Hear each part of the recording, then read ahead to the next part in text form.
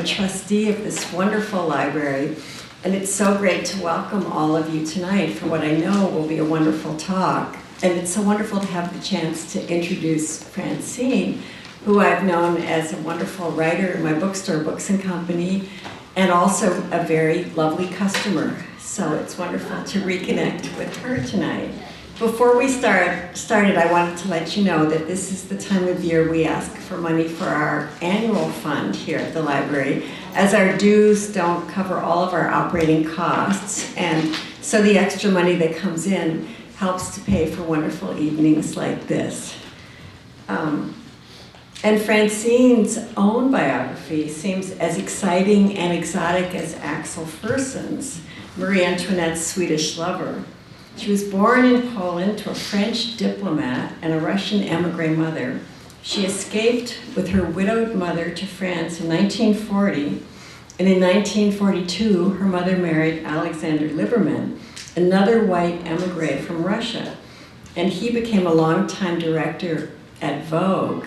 So Francine du Plessix Gray grew up in an extraordinary milieu of artists and writers and intellectuals. She grew up in New York City and has had a long and distinguished career here. She was a reporter for several French magazines, book editor for Art in America, staff writer for The New Yorker, and has had several professorships, including Columbia University. She has written 2 novels, as well as histories, biographies, and an astute family memoir, Them, A Memory of My Parents. Her latest and highly acclaimed book, a historical novel, The Queen's Lover, takes place partially during the tragic reign of Marie Antoinette, one of my favorite periods in history to read about. And I love this romantic story of Marie Antoinette and Axel Fersen, which brings to vivid life Versailles and its gilded grandeur, and also the toxic filth and the French court to vivid life. The portrait of the Swedish court and Axel Fersen's final days are equally fascinating. It is interesting to note that when Marie Antoinette was guillotined, our own society library was already 40 years old. And now let us welcome Francine du Plessix Gray.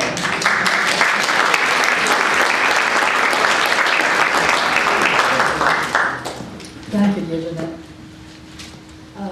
Maria Antonia Josepha Johanna of Austria-Lorraine, known to us as Marie Antoinette, was a kind of tomboyish girl who would make most mothers despair, the kind who refused to concentrate on her studies and preferred romping through woods with her friends.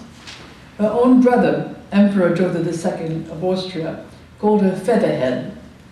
She was indeed phenomenally uneducated. Her ignorance was in part caused by the fact that she was extremely myopic and preferred to be read to in order to acquire the little book knowledge she had. The 15th and favorite child of Empress Maria Theresa of Austria, who ruled the country in consort with her oldest son, Emperor Joseph II, Marie Antoinette had been brought up at a court known for dowdy, Spartan simplicity, a warm, familial court where etiquette was minimal, where intrigues were ill-considered. Compare Schönbrunn, the Habsburg estate near Vienna, to its French counterpart, Versailles. When she arranged Marie Antoinette's marriage to Dauphin Louis Auguste, the future Louis XVI, one wonders whether Maria Theresa knew how risky it was to launch a naive, guileless daughter into Europe's most scheming, most wily aristocracy. Marie Antoinette was the most alluring and most troublesome of Maria Theresa's children. Tall and very slender, with a cascade of wavy dark blonde hair, she could not have been called beautiful in any classical sense because of that darn Habsburg mouth, the slightly pendulous lip that marred the looks of most of the relatives. But her eyes, her skin, were a cause of wonderment for all. Here's how her eventual lover, the Swedish nobleman Axel Von Fersen, would describe her eyes. Fringed by sumptuously thick lashes, one was conquered by that singular dark blueness, akin to the deep blue sky the sky takes on, akin to that deep blue the sky takes on in the pre-dusk hours of a brilliant day. The attribute for which Marie Antoinette may have been most noted, her carriage and her walk, are again described by her friend Fersen. "Walking is an inadequate word for her style of motion," he wrote. "When she moved through a room, she glided or floated rather than strode, reminding one of those music box figurines that waltz about a skating ring, sliding serenely across the make-believe ice." Suffice it to say that Marie Antoinette's grandfather-in-law, Louis XV, who appreciated female charms as few rulers of his time, and was particularly enchanted with her, described her as, I quote, "a dainty little morsel."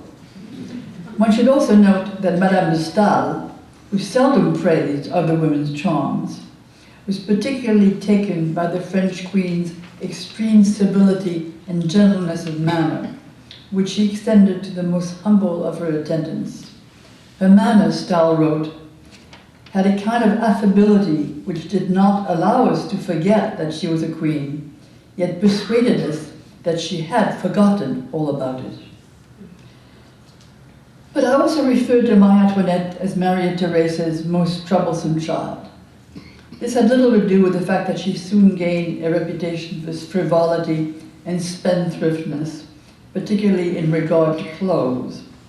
No, it had to do with the nature of a marriage to Louis XVI, a marriage which became a cause célèbre throughout Europe because it was not consummated for an entire 7 years. A brief aside is needed on the persona of Louis XVI. I'm deliberately revisionist here. He was not at all the dolt popular opinion has held him to be. He was indeed timid, awkward, gauche, incapable of the swift, idle banter that was the mode of conversation at his court. It is well known that he loved physical occupations such as blacksmithing, that he tended to eat gluttonously, that he would often labor alongside workers repairing a roof in Versailles, that he felt far more at ease with his humbler subjects than with any aristocrats at his court. What is less well known is that he was above all a true scholar. Louis XVI was one of the most gifted Latinists of his time, one of the best read men of his day. He was fluent in English. He knew reams of Milton by heart and had even translated many of that poet's verses into French. However, these excellent qualities were overshadowed by a severe physical disability, the very disability that initially kept him from consummating his marriage to Marie Antoinette. Let's be blunt about Louis's problems. He had no trouble getting an erection, but experienced terrible pain as soon as he begun to have intercourse. After a few minutes, he apologized, bade his bride good night, and retired to his own bedroom. This went on for 7 whole years. The lack of significant stains on the princely sheets became an issue of lively gossip throughout Europe. Within 2 years of the Dauphine's marriage, fishwives began shouting at the poor girl, "Are you a woman or not? Give us an heir." Already very melancholy by nature, easily given to depressions, Marie Antoinette was further dejected by this rather important detail of the marriage.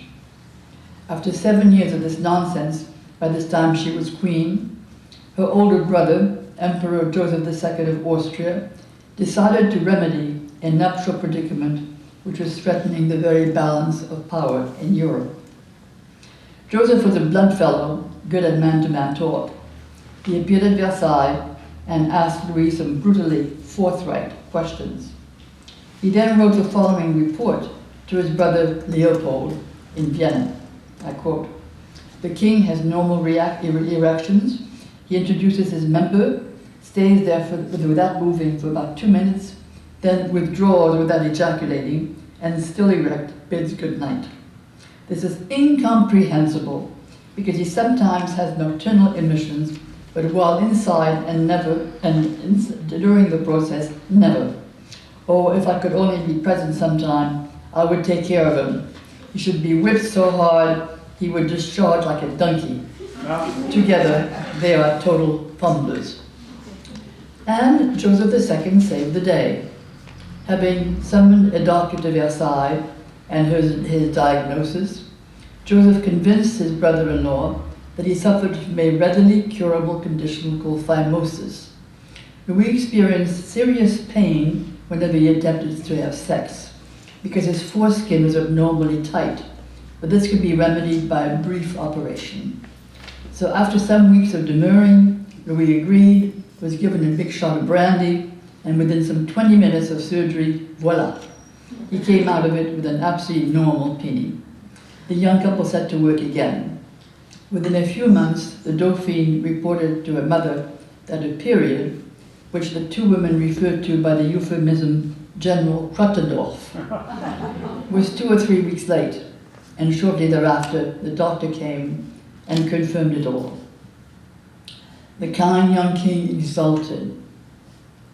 The royal couple would go on to have 4 children to whom they were extravagantly devoted.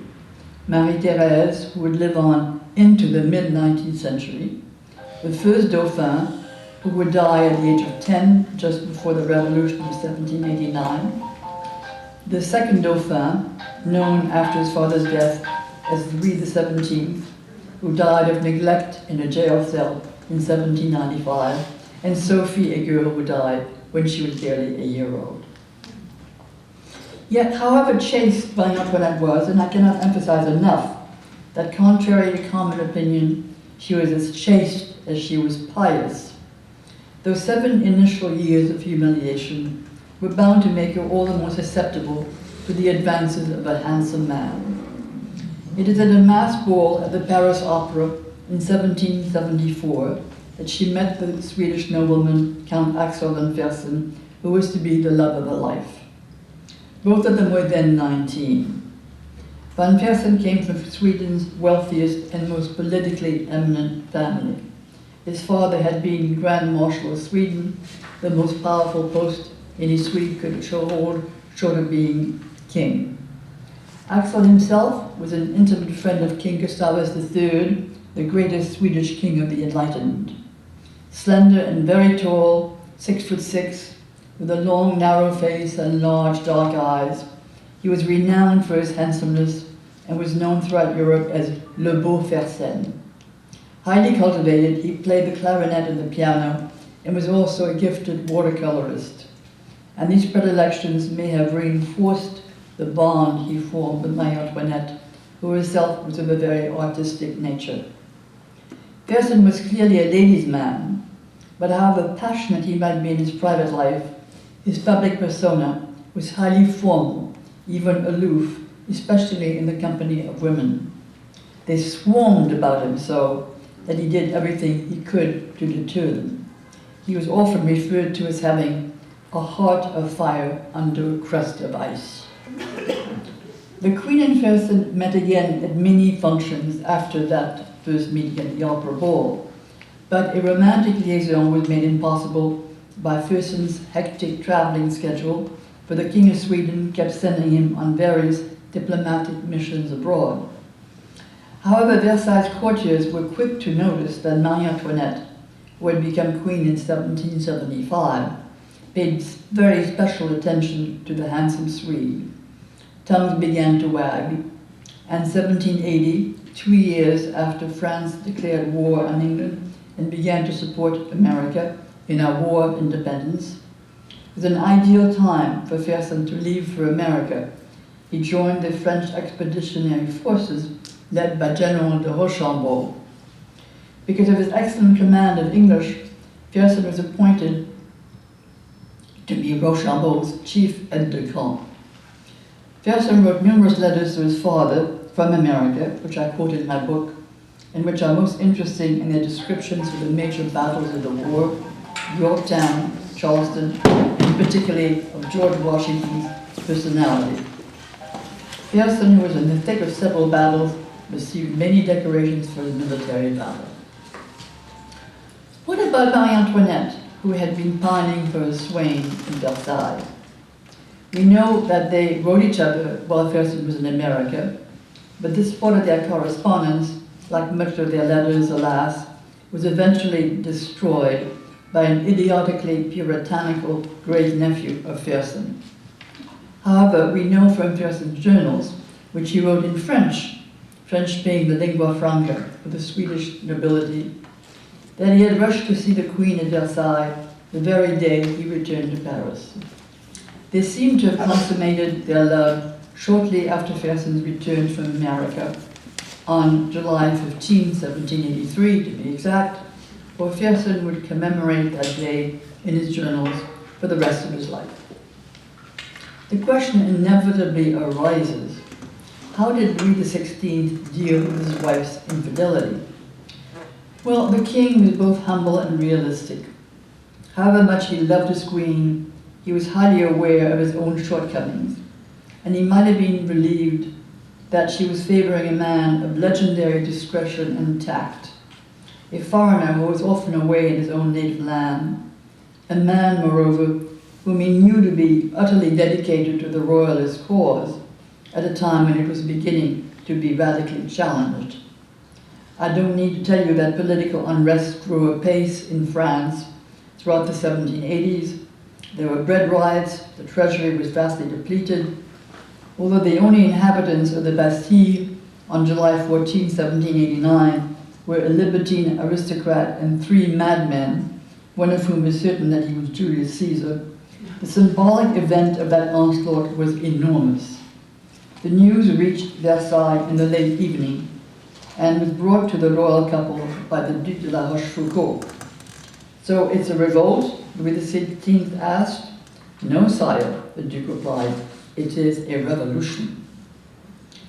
Fersen was not at Versailles on July 14th, but he was there 3 months later, on October 5th, when thousands of Parisian working women, armed with sickles and guns, incited by the rising price of bread, organized a march on Versailles. "The king to Paris! The king to Paris!" the mob shouted as it broke into the palace and headed for the king and queen's apartments, killing several of the queen's bodyguards on the way. For the mob's original intent of securing more food had soon been replaced by the determination to transfer the royal family permanently to Paris. The crowds grew quieter as the royal couple and their children began to depart. General Lafayette and his National Guard headed the cortege. Fersen traveled a few hundred feet in back of the royal family, trying to avert his gaze from the sight of the slain bodyguards' heads, which the mob was carrying on pikes, and hoping against hope that the queen not be exposed to that terrible vision. The king and queen had been advised that upon being transferred to Paris, they would not be living at the Louvre, home to several ancestors of Louis XVI, but at the Tuileries, a building originally erected in the 16th century for Catherine de Medici. Intimacy for Fersen and the queen was far harder to come by at the Tuileries than it had been at Versailles. And later that year, Fersen fell prey to the charms of an aggressive beauty called Eleanor Sullivan, a voluptuous Italian-born brunette who in her youth had done a turn as a circus dancer and trapezist. She had another steady paramour, a wealthy Scotsman called Quentin Crawford. Both were royalists, devoted to Louis XVI and his family. But Fersen's sister Sophie, his confidant and most beloved sibling, grew weary of the affair. "I'm warning you, dear Axel," she wrote, "for the love of her to whom this news would cause a fatal blow, spare her the worst pain of all." But Fersen did not heed to advice, and would remain Eleanor Sullivan's lover on and off, and an occasionally uneasy ménage à trois until the end of the decade. Fersen went back and forth to Sweden a few times in the following 2 years, but returned in 1791, when Louis XVI and Marie Antoinette, chafing at their captivity at the Tuileries, called him in to advise them about what course of action they should take. This is how Fersen came to devise an escape plan for the royal family, familiar to those of you who saw that fine film, The Knight of Varennes, with Marcello Mastroianni and Hanna Schygulla.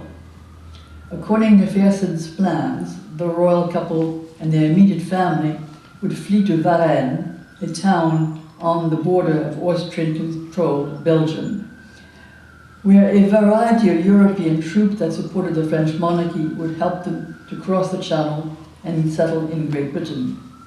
The escape plan failed for a variety of reasons. It failed because the king, disguised as a valet, insisted on traveling in the same coach with the entire family, a bourgeois decision which forced Fersen to order a flamboyant, disastrously noticeable carriage that needed 6 horses. It failed because the queen, who was disguised as a children's governess, insisted that the group include her hairdresser, Léonard, a hysterical wimp who played an important role in the Varennes debacle. But the principal cause of the fiasco was that the king, at the last minute, refused to have Fersen join a venture which clearly needed an able-bodied military man who might take control if trouble arose. It is reasonable to believe that Louis XVI did not want to be accompanied by his wife's lover. In the tragicomic last hours of this ill-fated venture, a grocer named Jean-Baptiste Sauce invites the royal family to rest at his home, where he sells candles, hams, and other provisions. A judge who had once visited Versailles walks into the room, recognizes the king, falls to his knees, and utters the fatal word, "Oh, sire!" "Eh bien," Louis says, "I am indeed your king," as he goes about the room, embracing all the citizens, butchers, bakers, candlestick makers, who have assembled there, and are all weeping at the simplicity, tenderness, and warmth of their monarch, weeping because they may well have had some insight into the fate that awaited him. It's indeed one of the great ironies of European history that the Capet dynasty, the royal descendants of Saint Louis, came to its end in a grocer's shop in a small village of the Marne. Within an hour of these events, the National Guard arrived, accompanied by 2 members of the National Assembly, to take the royal family back to Paris. And both Republican deputies, particularly one called Antoine Barnave, who would later write his memoirs, were soon conquered by the friendliness and warm simplicity of the royal passengers. Instead of the aloof, domineering Catherine de Médicis kind of woman Marie Antoinette detractors alleged her to be, so Barnave would later write, he found a pale, shattered woman, a remarkable, gracious human being who was bearing a difficult plight with admirable dignity. Outside the coach, however, the crowds grew increasingly malevolent as the royals approached Paris. Many women howled for the queen's head and asked for intestines to be distributed among them to wear on their hats. To appease them, Marie Antoinette tried to lift the Dauphin to the window, but one woman shouted, "Take him away, we know that fat hog isn't his father." The royal coaches lumbered into Paris through the Champs-Élysées 3 hours after their departure. 3 days after their departure. As the royal family drove up to the Tuileries, they saw huge placards placed at its gates which read, "Maison à louer," house for rent. As for Marie Antoinette, when she had rested a bit, she sent for her principal chambermaid, Madame Campan. It was Madame Campan who stated in her marvelous memoirs that during the 3-day ordeal, Marie Antoinette's golden hair had turned snow white, like that of a woman of 70. A few days after her return, the Queen wrote Fersen a hurried note, which he received in Brussels, a prominent refugee center for European royalists. It is just about the only love letter exchanged between the two, which escaped the censoring blade of Fersen's grandnephew. "I can only tell you that I love you," Marie Antoinette wrote Fersen. "Advise me as to whom I should send the few letters I'll be able to write you, for I can't live without writing you. Adieu, the most beloved and loving of men. I kiss you with all my heart." We are now in late June 1791. The king only has a year and a half to live. and he spends them in a mood of stoically calm despair, reading and rereading the history of Charles I of England, who had been decapitated on Cromwell's orders a century and a half earlier. In January 1792, Fersen arrives in Paris, ostensibly to discuss a new escape plan for the royal couple devised by his king, Gustavus III. He reaches the Queen's apartments shortly after 6 p.m. He remains there for 24 hours, until 6 p.m. the following day, a fact disconcerting to those historians, and there have been quite a few of them, who have pleaded that Marie Antoinette's relationship with Fersen was merely close platonic friendship. At 6 p.m. on the second day, he finally goes to see Louis XVI, who refuses the Swedish king's new escape plan. Taking leave of the royal couple, he tells them that he's off to Spain and Portugal, but, and this is a caddish side to Fersen that we have to face up to, he goes in fact to spend a week with his mistress Eleanor Sullivan. At Eleanor's, he hides in the servants' quarters, taking care to keep his shoes off at all times, because the study used by Quentin Crawford, Eleanor's lover, is directly beneath his room. When Crawford spends the evening at home, meals are sent up to Fersen secretly on a dumb waiter. But notwithstanding the amusing intrigues of his stay at the Crawfords, Fersen was too painfully concerned about Marie Antoinette. Plagued by his worries about the Queen, on a day in late February, after a week, he sensed it was time for him to end the charade with Eleanor, and he returned to Brussels. That was January 1792. Let us skip to January 23rd, the morning of Louis XVI's execution. In the past months, he and his family had been transferred from the Tuileries to the Temple Tower. Louis XVI had been separated from his family a few weeks before his trial and confined to his own private apartment. This had been a fresh source of sorrow for the Queen, for in this gauche, ungainly man, whom she had once derided with her frivolous friends, she had recently discovered many precious qualities: his courage and fortitude, the calm and patience he maintained in the most dire of circumstances. And the most amazing thing had then happened to Marie Antoinette. She fell passionately in love with her husband. She sat by him round the clock whenever he fell ill, and cooked for him and made his bed herself. The king, in turn, living in unprecedentedly close quarters with his wife, came to esteem her own brand of courage and treasure, as he never had before, her extraordinary devotion to her family. Their parting may have been all the more painful because each of them had begun to cherish qualities they had never perceived in each other during their 20 years of marriage. On the eve of his death, the king seemed to have finally experienced, after all these years, the sweet certainty of knowing he was loved. Alas, he said to his confessor in his last hours, must it be that I love so deeply and am so tenderly loved in return? January 22nd, 1793, the night before his execution. Louis, this bizarrely stoic man, dined excellently that evening, enjoying an entire beef roast, a half chicken, and a bottle of champagne, and slept very soundly. At the appointed hour of the morning, Louis got into his coach in the company of the Franco-Irish priest who had been assigned to him as confessor. It took him to the Place de la Révolution, now Place de la Concorde, where all executions were being held. The steps to the scaffold were very steep. The king leant on his confessor.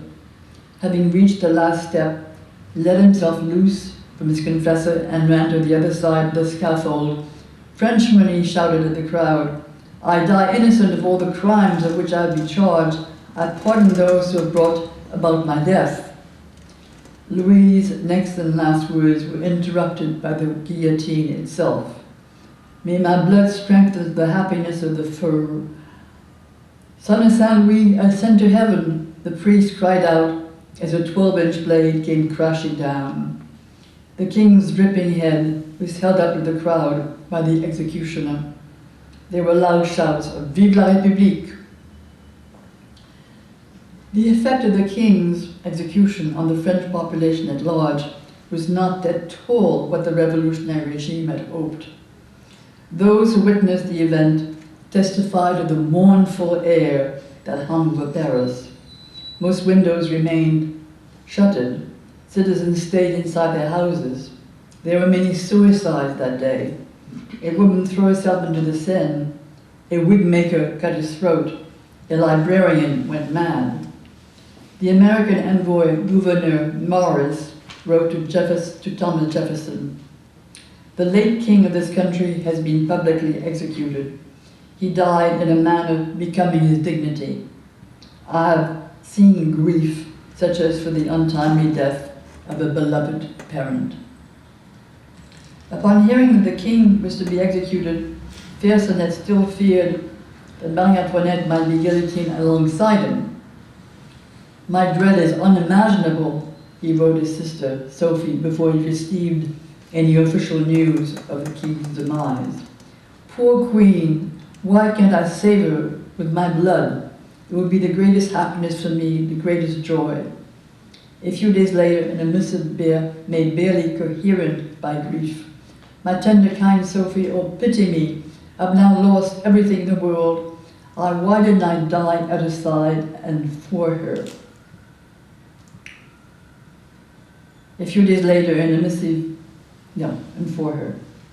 As for the Queen's execution, 9 months later, on October 16, 1793, many indignities were imposed on her that had not been inflicted upon her husband. Some weeks earlier, she had been separated from her children and sent into solitary confinement at the Conciergerie. On the appointed date at 11 a.m., when Marie Antoinette left her cell, the executioner held the end of the rope with which he had tied her hands, leading her like a farm animal. As she left the Conciergerie, the Queen was terribly startled to see the manure cart in which she was to be taken to the scaffold. She had expected to be taken there in a closed carriage, as her husband had been. 30,000 troops were lined up along the route. For a moment, the cart stopped. A smiling child held up by its mother blew her a kiss. The Queen's eyes filled up with tears, but there were also many yells of hatred. "Make way for the Austrian! Long live the Republic!" After a brief bout of tears, the Queen remained impassive, expressionless. Furious about the dignity and courage she displayed throughout her last hours, the revolutionary journalist Jacques-René Hébert would write, "The slut was audacious and insolent to the end." The car turned into the Rue Saint-Honoré. How many times had she gone down that street on the way to the opera in her glittering finery and flashy Leonard headdress, sitting in a gold and silver carriage drawn by 8 white horses. "Death to the Austrian," loud voices shouted. By the time the temple arrived at the Place de la Révolution, was filled with a huge noisy crowd. When she looked to the left, the Queen could see the Tuileries, where she had lived happy days with her family, where Axel had held her in his arms, and whose garden she had played with the children. The cart stopped in front of the scaffold. Not accepting any help, Marie Antoinette hurriedly climbed the stairs with the same light, lilting step that had once so enchanted her peers.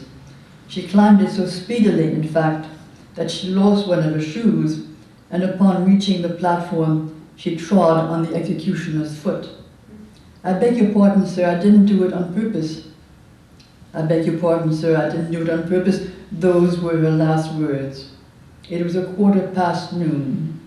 According to witnesses, she shut her eyes as she was tied upon the upright wooden plank. The plank was then tipped horizontally, and the heavy wooden collar was fixed around her bare neck. Another half-minute passed. When heard the guillotine's whistling whir and click, then the executioner held up her head by its white hair, carrying it around the scaffold to great applause. Fersen received the news of her death in Brussels 4 days later. My grief, rather than diminishing, grows worse day by day, he wrote a week after he had heard. Her face follows me wherever I go. That she was alone in her last moments, with no one to comfort her, that fills me with horror. Fersen himself died a very brutal death in 1810, 17 years after the love of his life. He had a few brief liaisons, but none that were significant, and he never married. It is said that after Marie Antoinette's death, he never smiled again.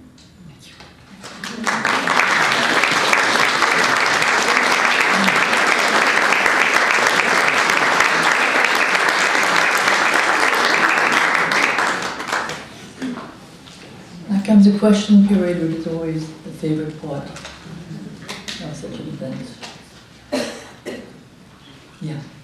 I didn't talk about it in the book a little bit. Can you talk about the fraternity of Louis XVII and what your thoughts are in terms of this? Oh, I think the DNA has proved that he was Louis XVI's child. There were rumors at the time that he was Fersen's child. That has been totally scientifically disproved.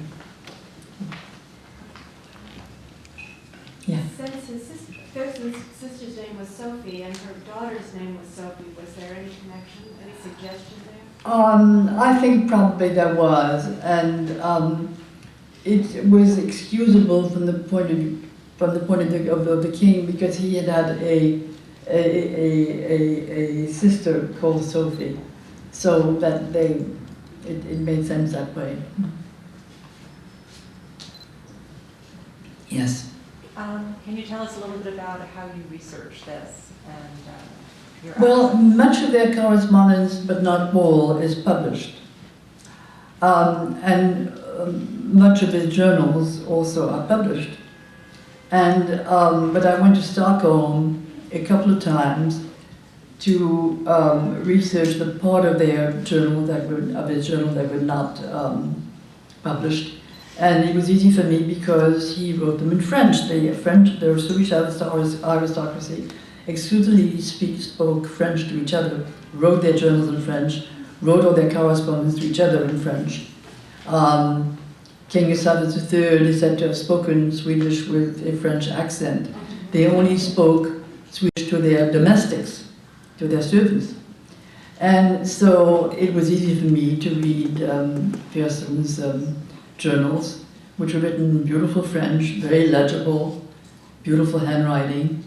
And that's where I picked up a lot of the extra stuff which was not published. And also, it was important to see the places where he lived, because his father, as I said, was the wealthiest man in Sweden, and they built beautiful castles. There's one called Stenninge in particular, and Lofstad. And they're built in the 17th century in a certain kind of Swedish Baroque style, which is very, very beautiful and very unique, and full of wonderful furniture, some of them.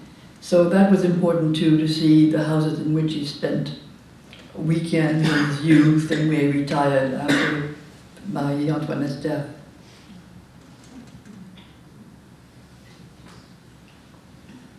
Yeah. Could you tell us a little bit more about the circumstances surrounding Fersen's death? Yes.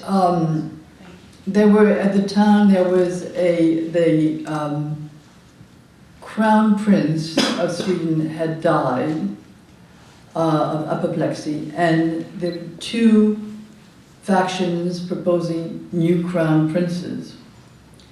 And Fersen belonged to one particular faction, and he was killed by members of the opposing faction. What is interesting is that the space in which he was, the street corner, the place in which he was killed is architecturally untouched and it remains the same 2 centuries later. And you can actually stand in the street in which he was killed. It's an amazing thing. It was in a kind of bar restaurant on the 2nd floor, and a gang of followers of the Crown Prince he opposed caught him, dragged him into this little plaza in front of the City Hall and stampeded him to death. So it was, in its way, as horrible a death as Marie Antoinette's. It's as if they were both cursed. Yes? Have you found any other movies that have done justice to the period? Any other movie? Movies, yes. A movie? Oh, yes. There's a 1937 movie, Marie Antoinette, with Norma Shearer playing the Queen and Tyrone Power playing Fersen, which is just stupendous, absolutely marvelous. I recommend you all go to Netflix and get it. Have you seen it? Isn't it marvelous? Costumes by Adrian. Pardon me? The costumes by Adrian. Costume by Adrian. And then what is the name of the wonderful British actor who plays Louis XVI? Robert Morley. It's a marvelous movie. It's one of the best movies of the 30s. Yeah. Oh, but I didn't like it. I'd like to put it in. I couldn't stand the Coppola movie, Sofia Coppola's movie, and I didn't at all like the recent French movie that came out either. So I'm particularly enchanted with that earlier one. Yes. Farewell, My Queen, you didn't like? Farewell, My Queen, I think is a title of the new French movie. And the actress they chose is so completely unlike Marie Antoinette, all the depictions of, you get very sort of straight-laced, thin-lipped woman. I mean, you could have at least have tried to capture that kind of sensuous Habsburg mouth, you know, or something, but it was just horrendously unwatchful of historical fact, I thought, you know. Yeah. I thought the one thing that you mentioned also about that she had to be read to, but this last film, the point of that last film, Farewell, My Queen, is that her moments of comfort were always from the reader, who she would sit there and read to her all the time. In Farewell, My Queen, there's that point you made about her neck. Yes, they get that right, but I thought that was that was about it. Yeah, and actually, I think she just didn't like to read that much because people did wear eyeglasses. There were eyeglasses in those days. So I don't think she was that much of a reader. She was very musical, and I think her sensibilities went much more in that direction. She was her teacher was Gluck, and she commissioned him a lot of works, and he had made him a very happy and wealthy man. And she had wonderful taste in music. She played the harp, didn't she? She played the harp, and I think she played the spinnet too, but I think so did most of the aristocrats women in that time. Yeah. What did you not like about the Sofia Coppola Marie Antoinette movie? I thought it was so superficial. I thought the portrait of Fersen and of the king was stupid and completely two-dimensional. I thought the whole concentration on the clothes was ridiculous. All the eye candy. Oh, all the eye, no, I mean, the concentration on the clothes is ridiculous. I mean, yes, she was known for liking her clothes, and some people have said that it was one of the ways in which she tried to allay this this melancholy strain in her nature. I mean, she was easily given to depressions. She was maybe kind of a bipolar, we would say today. And many people have explained her extreme sort of attention to clothes as being one of the ways in which she allayed her tendency to depression. How did you get interested in I got into this because about 10 years ago I reviewed a book, a biography of Marie Antoinette for the New Yorker, and I had never really noticed Fersen that much in the little that I read about Marie Antoinette. And she struck me as somebody that I would sometime like to write about, and that's how I came to write about him. And also, at first I didn't know the degree to which it would be his book. I set out to, when I began to write, it just came out in the first person, and one can't really dictate that. I mean, that comes out of, I think the character dictates that to you. So it was bound to be in his voice, most of it.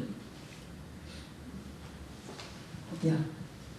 Do you have a systematic procedure or rules of thumb for deciding in unclear cases whether something actually happened or something actually was said? Well, if you write historical fiction, you're inventing a lot of the conversations. You have to stick by the facts. You mean, King Louis XVI has to be executed on January 23rd.